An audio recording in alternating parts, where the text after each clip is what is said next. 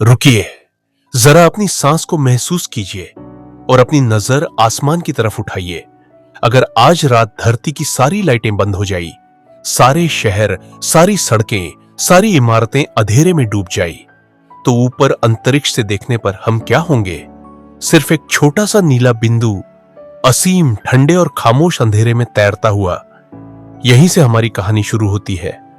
हमारा घर, हमारा सोलर सिस्टम, इस पूरे परिवार के केंद्र में है सूर्य, एक ऐसा तारा जो देखने में शांत लगता है, लेकिन अपने भीतर हर सेकंड अपार ऊर्जा पैदा करता है। सूर्य में पूरे सोलर सिस्टम का लगभग 99.8% द्रव्यमान मौजूद है। हर पल, हर सेकंड उसके भीतर नाभिकीय संलयन होता है, जहां हाइड्रोजन हीलियम में बदलता है और उसी प्रक्रिया से रोशनी और गर्मी पैदा होती है। वही रोशनी जो धरती तक पहुंचने में लगभग 8 मिनट लगाती है।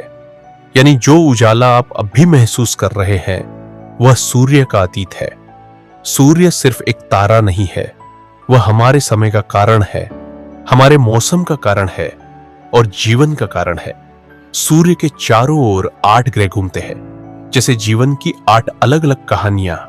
बुध सबसे नजदीक, लेकिन बिना वातावरण के, अकेला और खामोश, दिन में आग जैसा गर्म और रात में बर्फ जैसा ठंडा।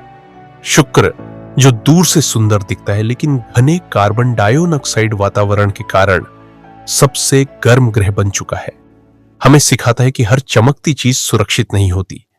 फिर आती है हमारी पृथ्वी, हमारा घर, इकलौता ज्ञात ग्रह जहां जीवन है, क्योंकि यहां पानी है, ऑक्सीजन है और सूर्य से बिल्कुल सही दूरी का संतुलन है। मंगल, लाल ग्रह, जहां कभी नदियां बहती थीं, जहां कभी पानी मौजूद था और जहां इंसान भविष्य में अपने कदम रखने का सपना देख रहा है। बृहस्पति सोलर सिस्टम का सबसे विशाल ग्रह, इतना बड़ा कि बाकी सारे ग्रह उसके भीतर समा सकते हैं और जिसका शक्तिशाली गुरुत्वाकर्षण हमें अनगिनत क्षुद्र ग्रहों से बचाता है। शनि अपने अद्भुत छल्लों के साथ, जो बर्फ और चट्टानों से बने हैं और हमें याद दिलाते हैं कि शक्ति और सुंदरता साथ साथ चल सकती है। अरुण जो अपनी धुरी पर लगभग लेटकर घूमता है और बताता है कि अलग होना भी प्रकृति का नियम है। और सबसे दूर वरुण, जहां हवाएं 2000 किलोमीटर प्रति घंटे से भी तेज चलती है, इतनी तेज कि धरती पर कुछ भी टिक न पाए। इन ग्रहों के साथ चंद्रमा है, जो पृथ्वी की धुरी को स्थिर रखता है, जिससे हमारे मौसम संतुलन में रहते हैं।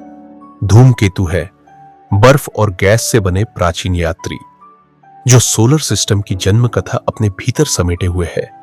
और क्षुद्र ग्रह है, जो याद दिलाते हैं कि ब्रह्मांड कितना शक्तिशाली है।